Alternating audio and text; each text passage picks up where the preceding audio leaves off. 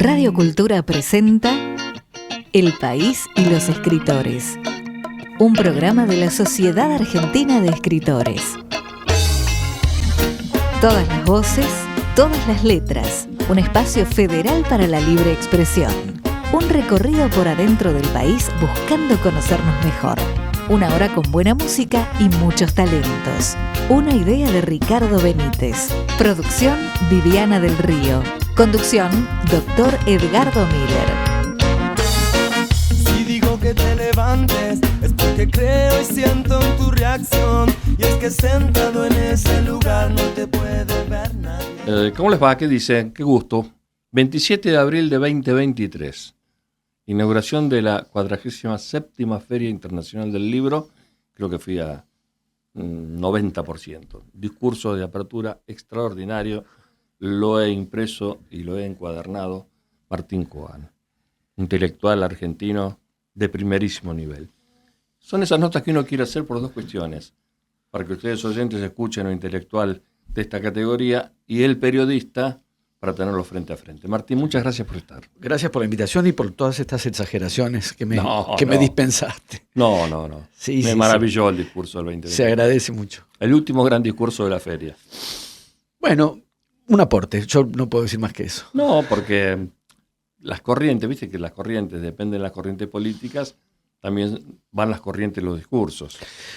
Sí, eso quizás sea inexorable. El asunto, llegado el caso, a articular eso con algún aporte que cobre sentido en la inauguración de una feria del libro, porque si no es lo mismo inaugurar una feria del libro y cualquier otra inauguración de cualquier otra cosa. Entonces, más allá de lo que pueda cobrar o pueda a tal o cual parecer resultarle necesario plantear en un ámbito así, necesario plantear políticamente en un ámbito así, si no se da cuenta de una articulación con el espacio concreto en el que de lo que se está inaugurando, entonces empieza a girar en el vacío. Entonces no lo pensaría como una dicotomía de, bueno, nos referimos al mundo de los libros o planteamos cuestiones políticas. Hay que eventualmente, lo que se plantee políticamente tiene que trabar su relación con una feria del libro y con lo que se supone o se espera que ahí suceda. El hombre es un animal político, así que... Lo somos de algunos más animales que otros, pero sí. Claro. Pero bueno, yo rescato siempre, hay dos cuestiones que se están ninguneando en estos últimos años, que tiene que ver, se cumplieron 50 años del golpe militar, coincide con mis 50 años de periodismo, y este ninguneo que hay del pasado tan trágico, ¿no? Se han ahora revalorizado algunos testimonios de personas que estuvieran secuestradas. Mira, yo vengo hoy de la zona sur de la provincia de Buenos Aires y pasé por la ruta 36, ahí estaba La Cacha, un centro de torturas, y con un cartel señalizado, digo, ¿cuánto se había avanzado en esa materia, no? Que la mejor manera de que esto no vuelva a pasar es tenerla presente. ¿Cómo te pega a vos esto de que se están ninguneando, se están desacreditando permanentemente toda la lucha que vino en la Argentina y que permitió este sistema, no? Mira, yo no soy partidario de tesituras concluyentes en el sentido de que ciertos acuerdos que se alcanzan en una sociedad o ciertos planteos que logran o alcanzan algún consenso en la sociedad supongan que el asunto está saldado y ya no da lugar a la discusión. Esto digo en términos generales. Bien. No soy alguien inclinado a decir esto ya no se discute. Me parece que las cuestiones se abren, se cierran, se reabren. Y en relación a cualquier periodo del pasado, el que estamos recortando ahora tiene un especial espesor, una especial densidad, pero en rigor, esa memoria que invocás son etapas, grados de elaboración que una sociedad va haciendo de un determinado pasado. Y esa elaboración, que en definitiva es eso, no es ninguna fijación con el pasado, no es quedarse anclado en el pasado. Los hechos del pasado están en el pasado, pero la posibilidad de pensarlos y repensarlos se conjuga siempre en tiempo presente. Distintos presentes le van a dirigir a ese mismo pasado otras preguntas o van a abordar ese mismo pasado con otras miradas. Por lo tanto, no se trata de permanecer en el pasado. El pasado habita el presente y es interrogado desde el presente, y como se suele decir, si se trata de abrir perspectiva de futuro, no es sin el pasado, es con la elaboración del pasado. Esa elaboración no tiene por qué pretenderse saldada ni cerrada a discusiones. Por lo tanto, volver sobre ciertas cuestiones a mí personalmente no me parece ilegítimo. que no es lo mismo que lo que señalás, Edgardo, de planteos del olvido, y no es lo mismo, a mi entender, que algunas de las intervenciones que aparecen en estos años, en estos últimos años, y que no, te diría, no son del orden del olvido y no son del orden de la anulación. Plantean otras versiones. Y yo creo que ahí me parece que cabe hacer una distinción entre un planteo en relación a la cuestión de la memoria y a las prácticas de la memoria ligadas a la necesidad de contrarrestar formas de olvido, que efectivamente eso ocurre, políticas de olvido, tesituras de olvido, que uno busca contrarrestar desde posiciones de la valorización de la memoria.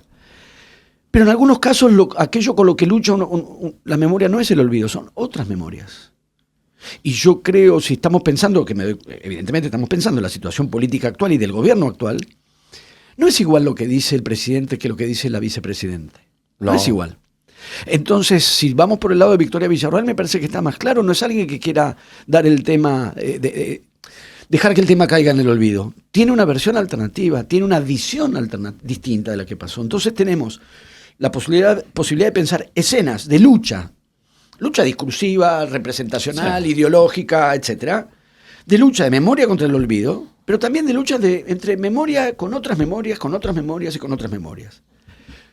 Por lo tanto, no acompaño la tesitura de esto ya estaba discutido, esto ya fue acordado, porque hay que volver a discutir, porque si hay que volver a discutir, hay que volver a discutir. Insisto, a mi entender, tiene que ver con las capas de elaboración que cada sociedad, que las distintas sociedades hacen de determinados periodos de su pasado. Ahora, lo que sí me resulta frustrante en el presente, y sí me resulta desolador, es que se puede reabrir una discusión, la estamos reabriendo, tiene muchos años. Se puede reabrir una elaboración y una interpretación del pasado. Por supuesto, siempre se puede reabrir, pero esa interpretación y esa elaboración tiene un recorrido ya hecho. Claro. Que eso no habría que omitir, no hay que omitirlo ni hay que desconocerlo. Llegado el caso, incluso para discutirlo, cuestionarlo, no hay que pasarlo por alto. Lo que yo encuentro de frustrante en algunas de las formulaciones, pero son formulaciones que hoy se sostienen desde el aparato del Estado y desde el poder del Estado en el gobierno nacional, tienen que ver con en algunos casos, deformaciones y en algunos casos no reabrir la discusión, la actitud del que comienza la discusión. Y uno dice, no estamos comenzando la discusión. No, podemos reabrirla todas las veces que sea necesario, pero un cierto conocimiento, volviendo a esta idea de capas de elaboración en una sociedad, tenemos desde el golpe 50 y desde el restablecimiento de la democracia al menos 40 años de elaboración de un periodo del pasado. Llegar a la escena y empezar de cero, eso sí es una apuesta a la ignorancia y necesita ignorancia para que esa intervención que pretende ser de cero funcione como un comienzo y no, en todo caso, como una recapitulación, una reapertura. Ahí sí yo creo que hay un problema, que es, a veces como soy docente, lo he pensado en estos términos con un ejemplo más o menos imaginario, no del todo imaginario. Uno da clase, la clase empieza a las 7 de la tarde. Arrancás a las 7. 7:20 llega un estudiante. Nada, se abre la puerta, entra un estudiante, llegó tarde, no pasa nada. Llega, se sienta. 7:20 se sienta. Si 7:21 levanta la mano para intervenir en la clase, uno dice, ningún problema, intervengan todos los que quieran, todas las veces que quieran, pero llevamos 20 minutos de clase.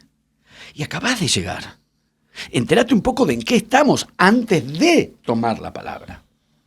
Si es que vale la analogía, mi disconformidad con ciertas intervenciones del presente, pero que, insisto, no son desestimables por débiles que sean en la consistencia de su elaboración, no son desestimables porque hoy por hoy están sostenidas desde el poder del Estado en el gobierno nacional, que es como si hubiesen recién llegado al tema, tomado la palabra, arrasando, no refutando, arrasando con elaboraciones, textos, películas, con todos los materiales con los que hemos venido pensando este campo de cuestiones, todos los argentinos. Digo, cuando dije todos los argentinos, la verdad que no somos todos los argentinos. No. Pero quiero decir, hemos venido pensando, no somos ni los profesores, ni los docentes, ni los especialistas, en términos generales, una sociedad ha venido pensando y elaborando esto.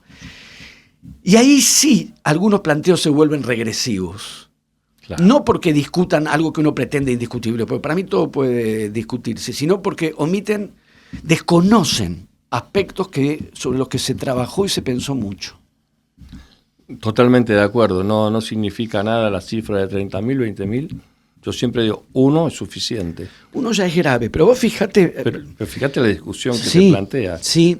Y los que salen a avalarla, algunos que pertenecieron a movimientos populares salen a avalarla, es una cosa, salen a avalar que no fueron 30.000, Sí, ¿no? sí. Yo creo que también he leído o he escuchado algunas de esas intervenciones. A mí me parece que, por lo pronto, me remite a... Vienen dos cosas que puedo decir al respecto. Una es que la discusión de cifras no es estrictamente una discusión de cifras, no es que tenemos una lata de garbanzos y lo que estamos discutiendo es cuántos garbanzos entran en una lata. No es cuento chino esto. Y empezamos a contar, no, Claro. espera, se te cayó uno, espera, que hay dos pegados.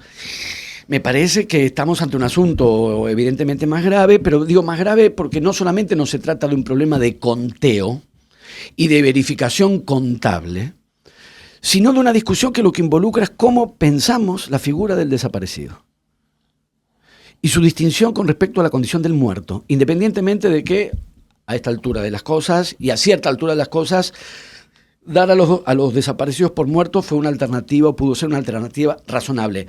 La figura no es la misma. No. Y marcar la diferencia es decisivo porque en esa diferencia radica la manera en que operó el terrorismo de Estado. No produjo muertos, produjo desaparecidos, en tantísimos casos, ¿no? Hubo muchísimos muertos y hubo muchísimos desaparecidos. Y la figura del desaparecido tiene su especificidad respecto a que formó parte también de la instrumentación del terror. Exacto. Parte de la instrumentación del terror y parte de una mortificación perversa de los familiares o los seres queridos que buscaban a los desaparecidos, consistió en ocultar la información. Entonces, abordar la cuestión como si fuese meramente numérica o no advertir que la discusión numérica no es una discusión numérica, es una discusión sobre cómo conceptualizar lo que pasó.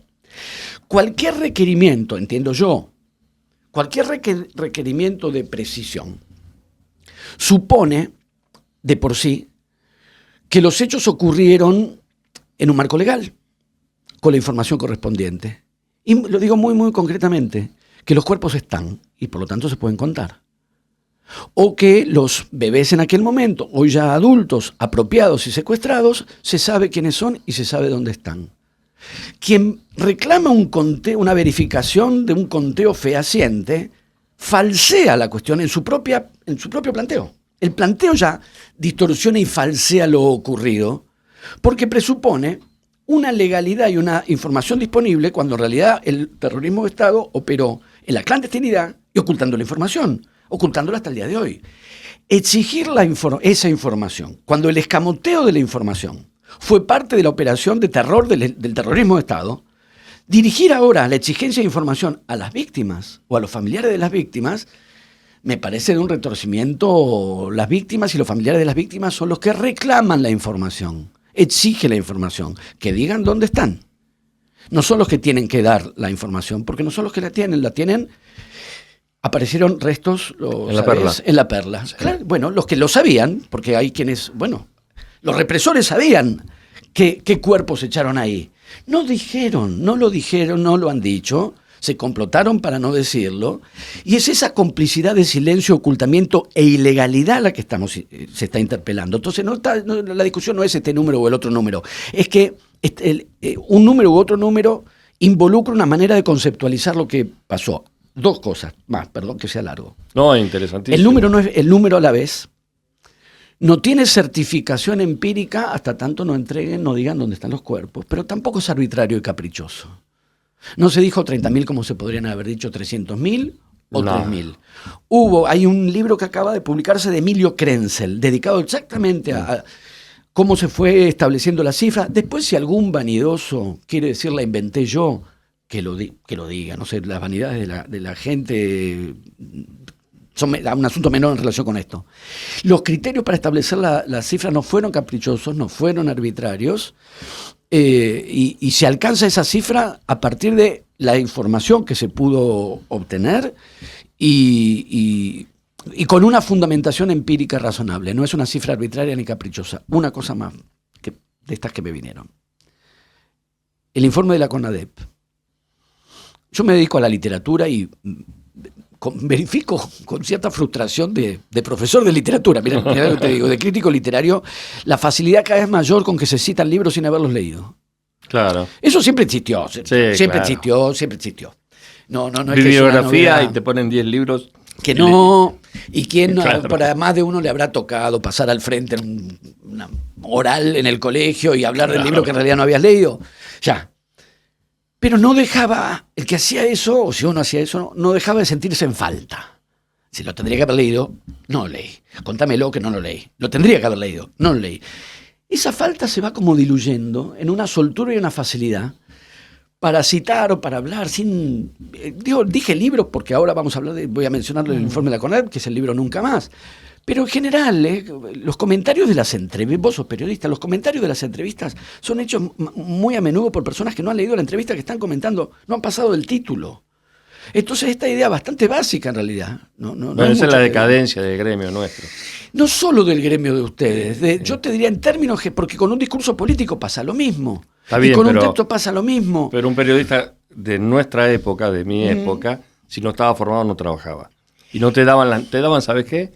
La quinta nota de importancia. Bueno, y te tenías que formar sí. en la redacción. Yo me formé en la redacción de Belgrano y cuando me equivocaba Ernesto Frito o cualquiera grandísimo jefe que tuve me mandaban a la Sopena. Bueno. Tenía que ir a la Sopena, que en Radio Belgrano estaba en el primer piso del informativo, tenía 50, 100 tomos, no me acuerdo, Ajá. y tenía que hacer un informe por escrito. Ahora, dos cosas que te quiero... Siento que estamos haciendo, digo lo de la CONADEP y sí, dale. y te escucho obviamente. No, por supuesto. Si esto que estamos haciendo es un viejazo, será un viejazo. No, bueno. Pero tenemos fundamento para decir lo que estamos diciendo en clase. Muchas veces les digo, yo soy viejo, ustedes son jóvenes, pero yo vi a Maradona en el 81.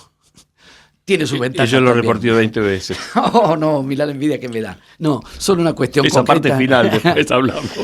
Un comentario concreto respecto de un libro que se suele citar, porque si alguien no leyó algo, no leyó algo. Yo leí Nunca Más. Uno leyó una cantidad de cosas y otras cosas no. Ahora, las que uno no leyó, sabe que no las leyó y no las conoce bien. No se puede hablar. El informe de la CONADEP establece una cifra y junto con la cifra que establece, declara explícitamente, que esa cifra no es definitiva. Exacto. Que le consta a la Comisión Nacional de Desaparición de Personas, presidida por Ernesto Sabato, que les consta que hay muchos más casos. No denunciados. No denunciados. Ahí está lo que yo quería Y bolsillarte con eso. La cifra que están planteando es la cifra de los casos que en el año 84 alcanzaron a establecerse con fundamento de prueba judicial para los juicios a la Junta que se disponían a hacerse.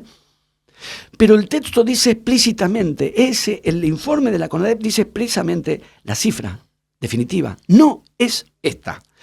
Cuando alguien dice la cifra definitiva es esta, citando el libro del informe del Nunca Más, bueno, o no lo leyó, o miente. No, mienten. Mienten. No, dormí tranquilo, hoy mienten, mirá. Duermo intranquilo. No, mienten. Hoy la mentira es absoluta desde todo punto de vista cómo se manipula. Mi segunda profesión, yo soy periodista y soy abogado. Y me especializo en derecho penal y en temas de abuso. La mayoría de los abusos son intrafamiliares, ¿no? Es impresionante la cantidad que hay. Yo creo que se debe denunciar un 30% del 100%. Por vergüenza, por miedo, por cuestiones económicas. No puede... No conozco del todo la terminología de esa parte de tu vida, pero el peso de la carga de la prueba no puede recaer sobre las víctimas. No. Es el aparato de Estado. La pregunta que se dirige es que digan dónde están. Ha cambiado bastante, ¿eh? Claro que sí. Ha cambiado bastante, pero fíjate que en el tema año 84, con todo el aparato y la máquina todavía viva del proceso militar, con todas las cuestiones que sucedían, mucha gente no se animó. Yo no tengo familiares desaparecidos, pero tengo muchos amigos de mi generación desaparecidos.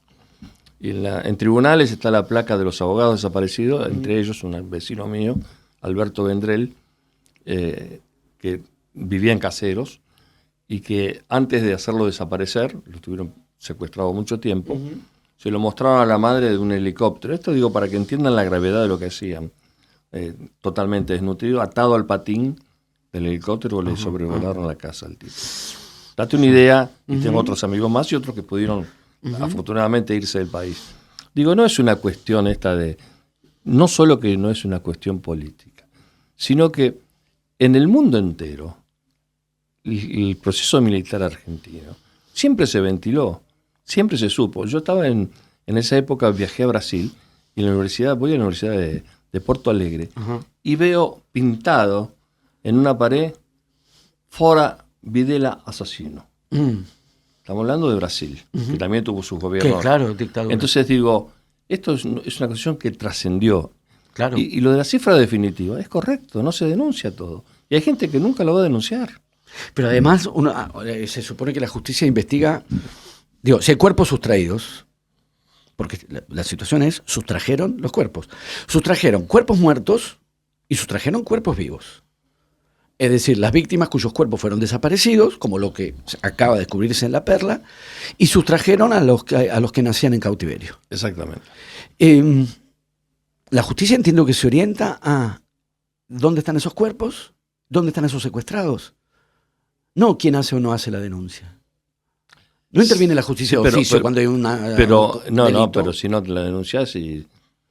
Pero aquí está. A muchos saben lo que han pedido, la declaración de fallecimiento, la presunción, que es un trámite ilegal absolutamente. Yo creo que hubo mucha gente que no denunció nunca.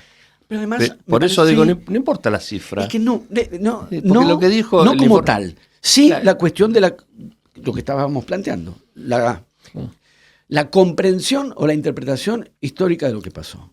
Si lo que pasó en la Argentina en esos años lo planteas en términos, insisto, que presuponen que se contó con la información en un marco legal, está falseando. Ya en el planteo, aunque formules una pregunta, la pregunta está falseada, está falseando, porque involucra términos que distorsionan la realidad de lo ocurrido.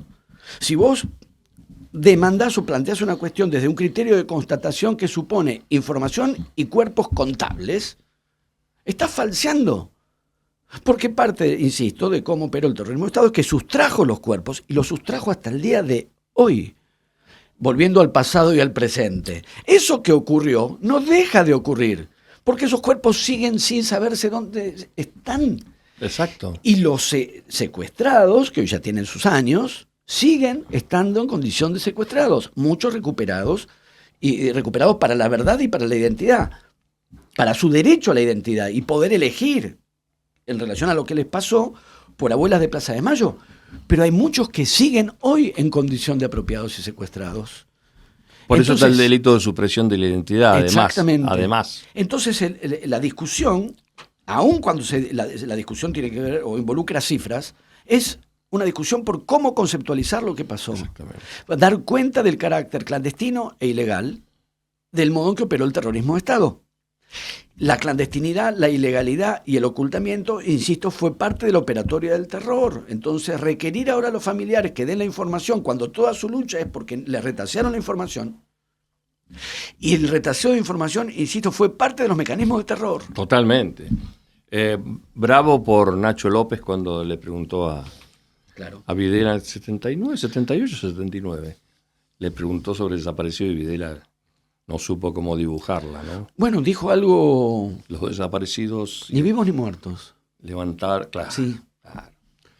Entonces hay algo ahí, en el ni vivos ni muertos, que remite, yo diría, escabrosamente a una dimensión afantasmada. A la tercera dimensión. Sí, y eso tiene que ver con cómo funcionó el terror. No poder darlos por muertos. Vamos a hacer una pausa, fue ¿te parte parece? del asunto. Sí, claro. Ahí estamos conversando. Martín, interesantísimo.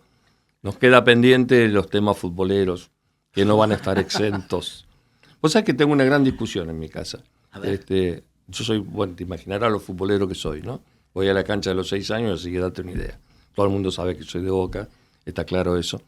Pero mi esposa siempre dice, no, es de brutos y de ignorantes el fútbol. No, querida. Y le nombro tu ejemplo y otros tantos. Entonces no sabe qué contestarme. Pausa usted.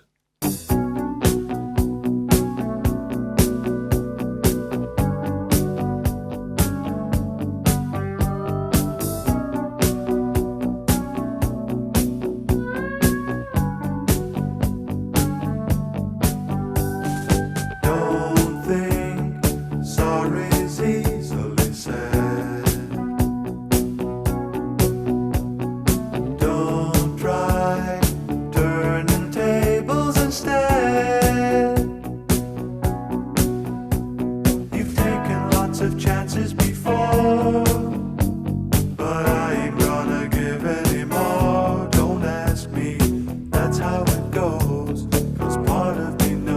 what you're thinking.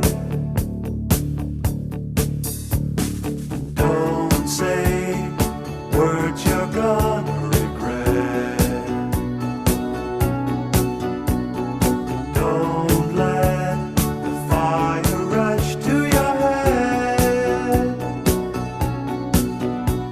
I've heard the accusation before, and I ain't gonna take any more. Believe me, the sun in your eyes made some of the lies worth believing.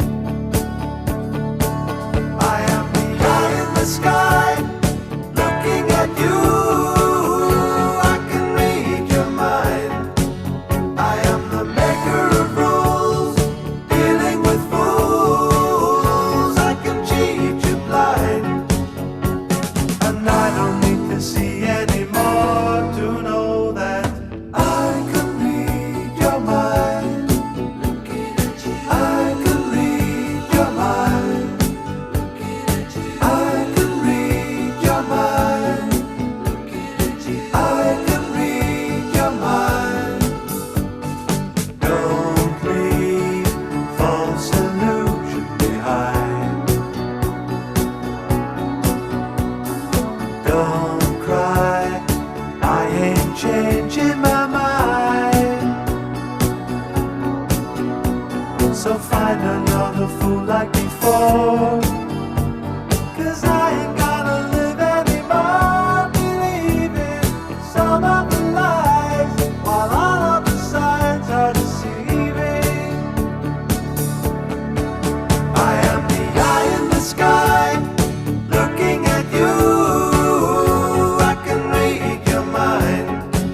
I am the maker of rules, dealing with fools. I can cheat you blind, and I don't need to see anymore to know that I can read your mind. I can read your mind. I can read your mind. I can read your mind. I am the eye in the sky, looking at you. I can read your mind. I am the maker of rules, dealing with fools. I can cheat you blind, and I don't need to see anymore to know that I can read your mind. I can read your mind. I can read your mind. I can read your mind.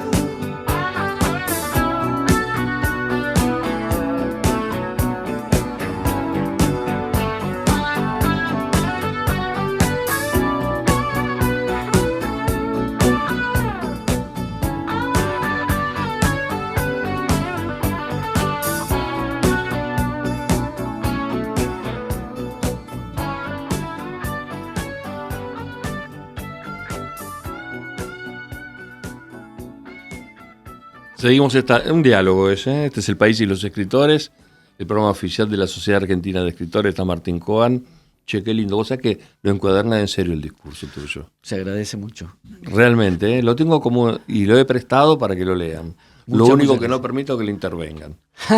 Viste que mucha gente interviene, ¿no? Entonces, pero bueno, de cualquier forma lo que has planteado en derecho sería, si vos querés arrancar de cero, tendrías que plantear una nulidad de lo actuado. Ujú. En derecho a la nulidad, ¿qué plantea? Hasta el punto del proceso donde se declara nulo, hay que volver a hacerlo de nuevo. Si vos querés volver atrás todo esto, tenés que declarar una nulidad. Y además, eso en términos legales. ¿Cómo anulás la elaboración social de un pasado? Imposible. Vos podés agregar, discutir, rebatir, reabrir. Anular es justamente, ya lo dije, yo soy docente y trabajo, Estás en la UBA, ¿no? trabajo en la UBA y en la UNA, la Universidad Nacional de las Artes. O sea, me dedico a la producción de conocimiento, a la transmisión de conocimiento, enseñanza, aprendizaje. Y claro que de un modo comprensiblemente sarmientino uno piensa, la ignorancia es lo dado y producimos conocimientos, lo cual es cierto. Pero generalmente lleva a presuponer que la ignorancia es lo dado y lo que se producen son conocimientos. Y desde ciertos proyectos políticos hay producción de ignorancia.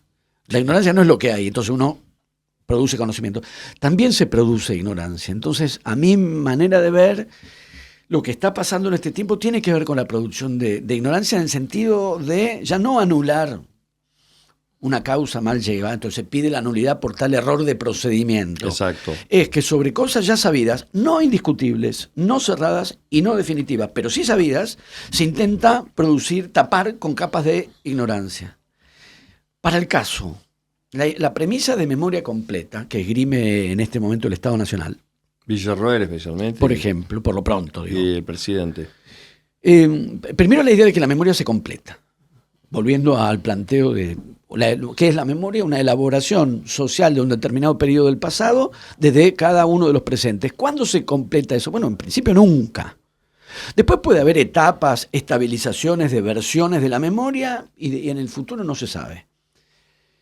Porque hay algo para mí simplificador, reductivo en el planteo de memoria completa, que es decir, se contó la mitad, lo dicen, ¿no? Estoy parafraseando, pero creo que lealmente, fielmente, se contó la mitad de la historia, falta la otra mitad. Con una tendencia muy insistente en esta época, no solo en el gobierno nacional, a pensar que las cosas tienen solo dos lados. O sea, un criterio dicotómico binario por el cual no importa de qué asunto se trate, ni de cuántas perspectivas o variables se pongan en juego. Es un Boca River. Siempre se ponen, exactamente. Vos sabés que siendo futboleros los dos, yo me encontré esgrimiendo este argumento futbolero. Ni Boca River es Boca River. No. Porque alguna vez estuvimos viendo que le ganaran a Racing para salir campeones, cosa que efectivamente ocurrió. Yo de todas maneras no grité el gol de Gracias, Borja. Armani. Es que se tiró para abajo. O sea, más pequeño no podía hacerse y la pelota fue donde él estaba. Pero quiero decir, Es independientemente que Galván era de eso, Boca. ¿eh? Galván era hincha de Boca. Independientemente de estas cuestiones y de dejar consignado que el gol, nunca grité un gol de ellos, ni siquiera ese, pero quiero decir, hasta para Boca y River es reductivo y simplificador decir un Boca River. Hasta ¿Cuántos factores intervienen? Hay más factores. Entonces, Elizondo de Independiente, por ejemplo. imagínate que si en una final de un campeonato de fútbol estamos diciendo que dos variables no son suficientes, Imagínate. la elaboración colectiva del periodo de la dictadura militar, claro que hay más de dos variables. Pero se insiste con dos. Generalmente porque todo lo que ocurra, no solo respecto de esto, de cualquier cosa. El cine, el Inca, la universidad, periodismo, Boca, se plantea en términos de K anti-K. Como si todo respondiera No pasa por otro lado. Que no pasa por otro lado. Hay quienes tienen posiciones kirchneristas, quienes tienen posiciones antikirchneristas. La idea de reducirlo todo a esas únicas dos posturas produce ignorancia, en el sentido que achata la complejidad de la elaboración o de la posibilidad de pensar y analizar lo que pasó, pero a grados, digamos, por detrás de grados que ya habíamos alcanzado socialmente. Entonces el planteo de se contó una mitad, falta otra, es falso primero en la idea de que hay dos mitades. O sea, hay dos versiones o hay dos posturas. Hay más. Por suerte.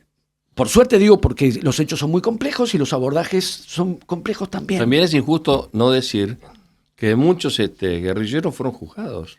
Es injusto decirlo. Es muy llamativo cuando dices cómo se insisten, hablando de ignorancia, porque esto en algún momento Claro. se supo. ¿Cómo dejamos de saber, socialmente digo, ¿no? ¿Cómo dejamos de saber algo que ya sabíamos, que es que sí fueron juzgados? Claro. Y fueron Firmenich fue presos. extraditado de Brasil. Sí, y viste que uno Y escucha yo una fui y a la otra extradición vez. de Gorrerán Merlo. Cuando fue extraditado, yo fui a México a hacer la extradición de Gorrerán Merlo como periodista, ¿no? Y de ahí provino uno de los casos de quien rechazó el indulto y cumplió la pena que le había sido establecida en su condición de militante y no aceptó el indulto y cumplió la pena que le habían establecido. Y, sin embargo, una y otra vez se dice en medios de comunicación, fueron juzgados solo de un solo lado. Ahí pero- está lo que te digo yo. La falta de formación, la falta y el compromiso. Sí. A ver, yo tengo varios libros publicados, sencillitos, ¿no? Y alguien escribió un prólogo que yo cada vez que hago un programa me informo, obviamente. No es que la vieja escuela es mejor, es el método. Si usted me dirá, ahora tenemos este streaming, tenemos cámara, tenemos un montón de cosas, toda la era digital, pero la formación, viejo, es fundamental, la lectura. Un periodista que no ha leído menos de 100 libros no puede ser periodista. Somos del siglo pasado, pero... No importa, Bueno, somos pero eso, sí, tenemos que sí, tener... a mí me que- parece que eso estaba mejor planteado en el siglo pasado. ¿No que te en el parece actual. que sí? A mí me parece que sí. Yo trabajo con estudiantes de 20 años y es muy interesante. Está bien, son estudiantes que se anotan en una carrera de letras, con lo cual en principio la disposición y el interés y la pasión de la Es lectura otra. está, pero siempre es interesante ver cómo ellos mismos miden y viven el estado de cosas. ¿Cómo puede plantearse que la cuestión de la lucha armada en la Argentina de aquellos años, existiendo, por ejemplo, dirigida por Mario Santucho, una revista llamada Lucha Armada con cantidad de artículos, existiendo los 3 tomos de la voluntad de Anguita y Caparrós, existiendo fuertes y valiosísimos debates de militantes revolucionarios con respecto a la opción por la lucha armada como alternativa de lucha política. Discusiones planteadas en esos mismos años y eventualmente planteadas con posterioridad, debatiendo el pasado. ¿Cómo alguien desde el poder del Estado además puede entrar en escena y decir, falta contar esto? ¿Cómo falta contar esto? No lo leíste, viejo. Lo podés discutir, lo podés rediscutir, podés decir, creo que esto no se discutió. Yo soy convencido que no lo leyeron. Mirá, después de Entrar en que... escena y decir, esto no se... Falta la mitad, otra vez, ¿no? En el binarismo, falta la mitad No, de la no. memoria. Después No. vos podés decir, no estoy de acuerdo en cómo lo discutieron. No, está bien. No puedo decir que de esto no se habló. Yo coincido con vos, todo es materia discutible. A mí la universidad me dio esa posibilidad. Me abrió la cabeza y yo, hay cosas que me revelo y que son estándares fijos del derecho con el cual yo no estoy de acuerdo. Y se pueden Claro. seguir discutiendo. Claro. Fíjate vos, la reforma laboral tiene 52 fallos en contra y ahora la Corte tiene que revisar 82 artículos para ver si quedan vigentes o no. Hoy el gobierno de La Pampa, o esta mañana, presentó una demanda contra la ley de glaciares. Porque bueno, evidentemente Claro. es una de las peores leyes que se ha sancionado en contra de los pocos recursos que nos quedan en manos propias, en manos del Estado. Ahora, la cuestión es que, lamentablemente, yo creo que después de escuchar a una diputada nacional que diga que hizo una entrevista con un embajador de un país que hace 30 años que no existe, ya está. Ya está. Porque mirá, podés ser bruto, pero no tanto, viejo. Vos podés desconocer la Segunda Guerra si querés, qué sé yo. Mira, yo un poco por desolación, y yo soy docente, ya no dejo de remarcarlo por lo siguiente. La ignorancia no es lo que uno desconoce, lo que se desconoce no es un problema de por sí. De hecho, viste que uno lee, por lo menos yo lo vivo así, pero cuanto más lees, menos lees, porque cuanto más lees, más conciencia tenés de lo que te falta leer. Muchísimo. Y digamos, uno aprende, estudia, se forma y aprende, y cuanto más aprendes, más sabés lo que te falta aprender. Con lo cual, lo que uno no sabe, lo que uno desconoce, lo que uno ignora, es un desafío, es una provocación al conocimiento. Entonces no es que uno se posiciona en lugar del saber, yo, el que sé, vos, yo, estudiamos y sabemos y nos quejamos de los que no saben, porque cuando uno sabe, también sabe lo que no sabe. Solo sé que no sé nada. Exactamente, por lo menos como punto de partida para Pero Descartes. no, pero es correcto. Ahora, ¿cuál es el problema? Porque insisto, yo me dedico a la enseñanza y al aprendizaje, o sea, trabajamos con lo que sabemos y con lo que no sabemos. Y otra vez, el reparto no es yo, el docente, soy el que sabe, claro que sé. Si no, no estaría ahí dando clase. Y además preparé la materia. Qué lujo Y- los chicos como vos. No, bueno, gracias. Pero quiero decir, el reparto no es yo el que sé, ustedes los que ignoran. Claro que de la materia yo sé, si soy el docente y la preparé.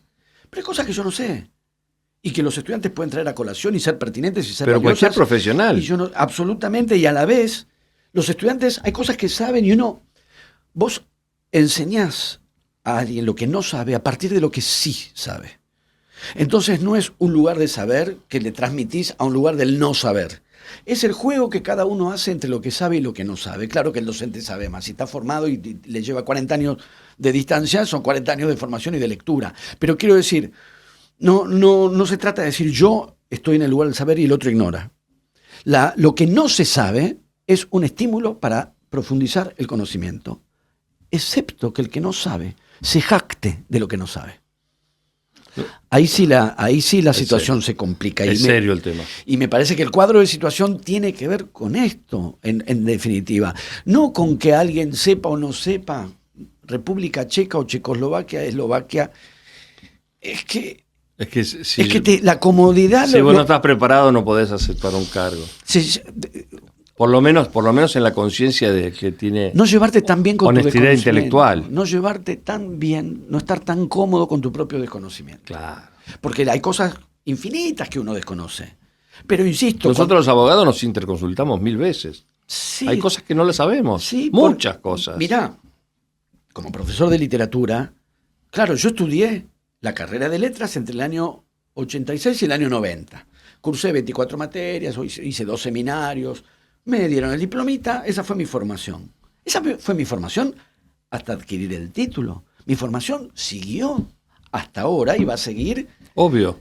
siempre sobre la base de, medio como lo de memoria, no existe el saber completo. No. Y uno se relaciona con lo que no sabe, insisto, como con el estímulo y la inquietud de seguir aprendiendo y seguir formándose, enseñar y seguir aprendiendo. Me parece que una mala señal de época no es, ¿cómo no va a saber eso? ¿Cómo no lo va a desconocer? Es que ha dejado de sentirse como un problema. En muchas escenas, No en es muchos pecado, momentos, no es pecado. no genera ni un poquito de malestar en el buen sentido, digamos Sí, que no sí, es la sí. mortificación como tal, sino esa pequeña pinchadura del estímulo a aprender. Claro. Ahí donde no saber algo puede ser un estímulo para aprender. ¿Cómo es eso? Ah, no, claro, se disolvió. ¿Cómo era? ¿Quiénes eran? ¿Y ahora cuáles son? ¿Qué pasó? ¿Cuál fue ¿Qué el pasó? conflicto? Claro. Me parece que el punto no se trata solamente de cuánto se sabe o no se sabe, sino que aquello que se debería saber y no se sabe no plantea el más mínimo problema. Claro. Y aceptar un puesto para el que no está preparado. ¿Qué es lo que está pasando en muchísimos casos?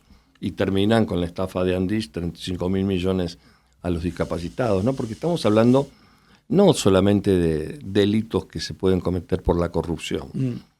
Cuando vos le estás sacando el dinero, la medicación a un discapacitado, lo estás condenando a morir. Claro. Porque ese discapacitado no te la pidió porque tiene y le sobra. Te la pidió porque no tiene y la necesita y porque hay una ley nacional. Entonces, ahora lo llaman indagatoria esta semana españolo de nuevo. Digo, el tipo estuvo en el Andís, sinvergüenza total, absoluto, y todavía declaran. Vos fijate que todavía declaran.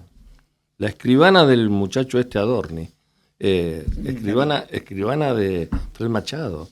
O sea, hay una visibilidad tan grande del círculo que lo rodea a este gobierno, no solamente a Milei, a este gobierno, porque Esper era parte de este gobierno, aunque entró de afuera.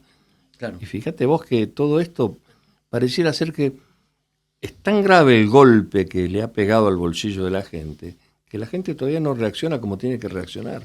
Más allá de que ya empieza a manifestarse. A mí me parece que sí, porque los golpes al bolsillo siguen ocurriendo. Y todo esto que se va acumulando, lo dice la experiencia. ¿Cómo y cuándo se descargó sobre la figura de Carlos Menem la corrupción de los años 90?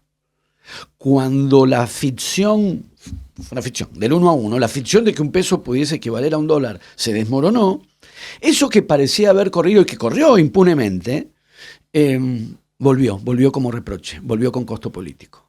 Yo entiendo que estas situaciones se quiebran por donde se quiebran, que es decir, No se quiebran. sigue habiendo inflación.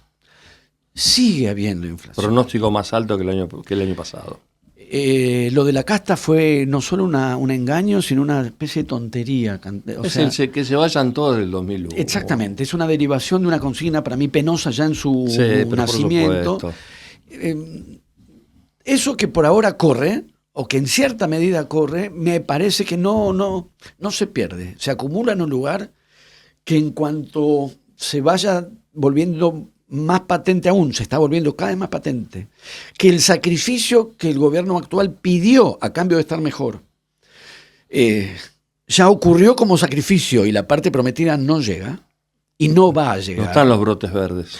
Ni los brotes verdes del otro gobierno, ni el segundo semestre prometido por el otro gobierno, ni la potencia mundial prometida por este gobierno, ni la idea de vienen 6 meses, porque primero vienen 6 meses duros, pero después vamos a rebotar en B. El primer año es duro, pero después vamos a rebotar, ya no me acuerdo en qué letra. y la situación empeora y empeora. Cada día Y más. cada día más. Y me parece que ante la evidencia de ese empeoramiento, estos otros factores que se dejan correr o se hacen a un costado cuando las cosas en lo económico van mejor o parecen ir mejor, no se pierden, están ahí. Y a la hora de descuajeringarse un proyecto económico inconsistente, ahí te das cuenta que no fueron olvidadas. Mira, si la derecha le pega a la derecha, le acaba de pegar al plan económico, hay que tener en claro dos cuestiones. La justicia y los jueces federales comienzan a actuar cuando los políticos que ocupan funcionarios, puestos, están en declive. Ahí vas a ver que actúa la justicia. Antes no, ¿eh? Claro. Y tengo una anécdota con un juez. Yo hice la causa venta de armas, periodísticamente, y almorzaba con el juez seguido porque me da información. Y un día me dijo, yo a Menem, antes de la elección del 95, no lo voy a procesar ni de casualidad. Yo no como vidrio, me dijo el tipo. ¿Más claro que eso? Ya está. La causa venta de armas fue una causa famosa. Yo fui corresponsal de guerra, cubrí la guerra, vi las armas. La explosión en Río Tercero. Bueno, fue por el afano de las... Perdón, Exactamente. por el robo, para Por eso lo hablar con menciono. lenguaje, no de la cancha. Pero digo, vos fíjate... Y eso lo- corrió social hasta que no corrió más. No, y fíjate lo de Menem cómo termina, un velatorio que no fue nadie. Porque termina siendo mala palabra Menem. El tipo que era simpático, que todo el mundo... Porque era un tipo simpático, yo Lo lo era. reporté muchas veces. Un tipo Yo simpático. una. Era un tipo simpático. Sí, sí. Y te daba soluciones. Yo una vez, toda la gente de Radio Belgrano, yo estaba en el informativo, me mandó a llevarle una carta porque están todos con temor de que, obviamente, privaticen la radio. Dijo, vino Ramón a sacar la carta, porque yo lo entrevisté en el VIP, yo estaba en Radio Belgrano. Entonces Menem dice, no, la carta es para mí. Porque Ramón parece que cobraba las entrevistas. Ah. Entonces él te agarraba la carta y después te llamaba. y Como te- ahora, claro. Sí, creo que entre 10 y 20 mil. Recordame con precisión tus años en Radio Belgrano fueron entre cuándo y cuándo. Y yo estuve en 2 periodos. Estuve en Radio Belgrano hasta que se privatizó en el año 90 y después estuve hasta el 97. Ya, porque yo trabajé en Radio Belgrano. O sea, no en Radio Belgrano. Colaboraba, yo era estudiante de secundario ¿En y qué época? futbolero. Con las transmisiones de Carlos Parnizari. Parnizar y Gol. Sí, bueno, yo era Parnizari Gol era Raúl Fernández. Y después Carlos Miquel Arena. Gallego, sí. Y después yo trabajé de eso. Hablemos de fútbol un poquito. La Supercopa del 89, Ujú. en la cancha de Independiente, yo la relaté para Radio Belgrano. Y yo 89 estaba en la radio. Es que nos debemos haber cruzado al aire. Y sí, porque, es más, yo hacía el turno de sábado y domingo, y una vez no sé quién se muere un sábado y domingo, y un sábado, un domingo que estaba de turno, y las transmisiones de fútbol no se podían cortar. Eran todas rectas, de principio a Y fin. había que dar esa información. Y yo era jefe de turno, le hice levantar Claro. y mandamos la noticia. Después me llamaron, y Horacio Frega era el interventor. ¿Lo conociste a Frega? No Sí, personalmente. un tipo de la derecha. Sí, ¿viste? Sí. Y era amigo mío, Frega me conocía toda la vida. Dice, che, ¿cómo se corta el fulano? Mirá, se murió fulano. No, está bien. Estás bien formado. Anda tranquilo, no pasa nada. Sí, bueno, Belgrano fue una escuela. Sí. Te digo que de ahí salieron grandísimos periodistas. Y esa época tuvo grandes... Mirá, teníamos a Ernesto Frito, una de las voces mayúsculas de la radiofonía argentina, un tipazo, un compañero, un tipo de esos impresionante. Falleció hace poquito Domingo de Ledera, que también era jefe informativo. Teníamos un tipo que era muy famoso, que hacía vestuario, hacía control central, no me acuerdo el nombre. Ricardo de Michelis. Ajá. Un día lo llamo de Michelis de la Casa de Gobierno para hacer presencia, Ajá. porque a la tarde estaba acreditado en gobierno. Me dice, si no se muere el presidente, no llames. Ahora, te voy a contar una anécdota del fútbol de las más lindas que tengo. Boca campeón, que fue 92, ¿no? Sí. Sí, 92. 1-0 gol de Benetti. 1-1 con San Martín de Tucumán, gol de Benetti. Bueno, me manda, ya estaba en Canal 9, pido el partido, me lo dan, voy con Guillermo Galván, hincho de Boca, Cachito Heredia, el ayudante de cámara. Era cuando teníamos Sumatic, que íbamos con casetera, ¿te acordás? Ah, no eran claro, las cámaras. claro. Bueno, hay algo sensacional. Bueno, yo nunca había ido al palco, siempre a la de socios, porque Claro. mi viejo me echó socio. Ahí estaba yo. Y hace el gol Benetti. No, Benetti no. Solves. Solves. Y yo tiro el micrófono. Lo tiro. O sea, era un micrófono, lo tiro. Entonces, si vos ves el informe, ya está en mi canal de YouTube, Ah. Moltoni le pone el relato arriba, porque yo no lo relaté. Porque tiraste, yo creo que el golpe del micrófono al piso Sí, es no, lo único que se oyó. No, en era la el cancha los palcos viejos, ¿te acordás? Claro, yo estuve ahí. Claro. Golpea el micrófono. Y bueno, ese día fue, la Pasucci usa mi relato del gol de Benetti. Eso fue una fiesta. Sí. Hice vestuarios. 20 de diciembre del 92. Sí. Ahora que se nos queda sin tiempo, pero me encanta escucharte a vos cuando hablas de Boca y me encanta Moldaski. También. Porque viste que Moldaski nos pone en otra dimensión. Sí. Yo tuve la ocasión de escribir un libro sobre Boca. En realidad me entrevistan o me convocan. Entiendo que en buena medida a partir de un libro que se llama Desde la Boca, que hicimos con Ricardo Cohen. Dedicado a eso. Vos sabés que en un primer momento yo había dicho, no puedo con Boca, no. Esa situación de resolver o dirimir estrategias, registros, narrativos o ensayísticos, me parecía que con Boca no iba a poder, pero fue un desafío hermoso para mí escribir ese libro, y eso habilitó la posibilidad de que las entrevistas sean no solamente sobre la literatura o sobre Borges o sobre mis propias novelas. Es que pueden vivir juntos los de... Bueno, viven en uno así. La intelectualidad con el deporte, viejo. Yo siempre, en ese sentido digo, la vida es corta, pero el día es largo. Porque yo los domingos, si no pasó nada, digo, vida social, que no tengo demasiada, por suerte, los sábados a la noche, el domingo, por ahí a las 9 de la mañana, yo ya estoy en el bar, leyendo, escribiendo, trabajando. A la 1 a almorzar y a las 3 te vas a pasar a la cancha. Hay tiempo para las dos cosas. Ese placer es único. Y además yo creo que hay, respecto a la subestimación de los hinchas que vos lo mencionabas, hay de todo, por supuesto, como hay de todo en todos lados. Pero si uno dedicó la mañana a preparar una clase, leer los diarios, y a la tarde te vas a la cancha, yo creo que estás menos, ¿cómo decir?, alienado que el que se queda en su casa viendo determinados canales de televisión y cree que se está informando. Hay que informarse por otro lado, no por los canales. Entonces... Ninguno, ni el C5N, ni el... Soy reacio a la subestimación, a esa subestimación del hincha enajenado. Claro. Y por otra parte, me lo vuelvo a remitir al libro que escribimos con Ricardo sobre Boca. No hay una dicotomía razón-pasión. Las pasiones pueden ser pensadas. Y pensar las pasiones no significa ni enfriarla, ni disciplinarla, ni aplastarla. No. La dicotomía razón-pasión no tiene por qué correr, y uno puede pensar una pasión y eso no solamente no la enfría, sino que la enardece. Yo te agradezco mucho y te digo algo. Si el día que juega Boca y gana, para mí es un día extraordinario. Pero si pierde Boca para mí, tengo 3 o 4 horas de duelo real hasta recuperar. Y es más, si tengo 2 días sin escuchar la radio, los programas de fútbol. Mirá, mi mujer actual no, es de Boca y sabe mucho, y se interesa mucho. Pero he tenido una esposa, no debe haber persona en el mundo más ajena al fútbol que esa mujer. Qué feo.